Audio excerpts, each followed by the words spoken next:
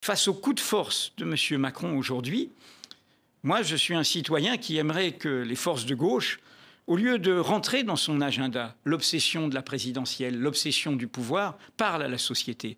Nous sommes désespérés, nous n'avons plus de mots. Nous voyons cette dégringolade. Ça n'a pas de tenue, ça n'a pas de dignité. Où sont les principes? Heureusement qu'on entend parfois un Dominique de Villepin pour nous rappeler qu'il y avait une droite républicaine qui partageait les idéaux. Un ancien Premier ministre, Jacques Chirac, qui aujourd'hui incarne les valeurs de la gauche. Il parle comme le Conseil national de la résistance. Ça allait des gaullistes aux communistes. Nous sommes enfants de ça, d'un sursaut où on a vu cette droite réactionnaire, conservatrice, accepter le fait accompli du nazisme, se vautrer dans la collaboration.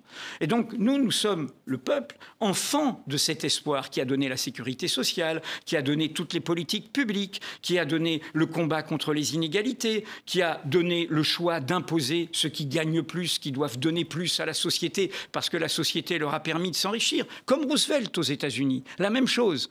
Et donc, dans ce moment-là, moi, j'aimerais une gauche qui se dise « je me tourne vers la société ». Ce président est perdu, égaré dans son abus de pouvoir, je parle à la société.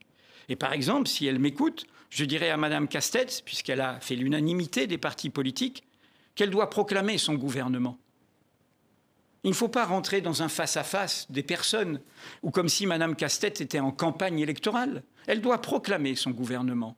Elle doit s'accorder avec les partis, leur donner à la limite la moitié des postes, quelques postes régaliens, le reste pour la société civile, échapper à l'image de la femme blanche énarque aux fonctionnaires de la ville de Paris, montrer la diversité des compétences et que la société n'entende pas des batailles d'appareils, des querelles, d'ego, de rivalités partisanes, mais elle entende sur le budget, le ministre de l'économie, du shadow cabinet, du contre-gouvernement, sur la rentrée scolaire, sur les enfants, sur les moyens des professeurs, qu'elle entende, la ministre de l'éducation de ce contre-gouvernement, sur la Kanaki, sur ce qui se passe avec la Commission européenne, sur Gaza, qu'elle entende le ou la ministre des Affaires étrangères de ce contre-gouvernement. Cette tradition existe dans les autres pays, elle existe en Grande-Bretagne, c'est justement le shadow cabinet. Et là, on aurait l'affirmation non pas d'un cartel de partis, non pas d'une addition de personnalités, mais d'une équipe, d'un pack de rugby qui parle à la société et qui la mobilise et qui du coup dit à la société,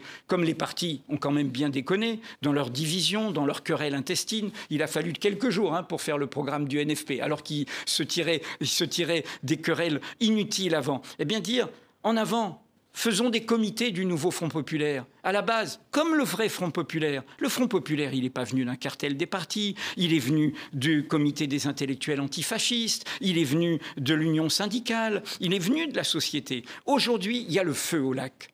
Les vents sont contraires.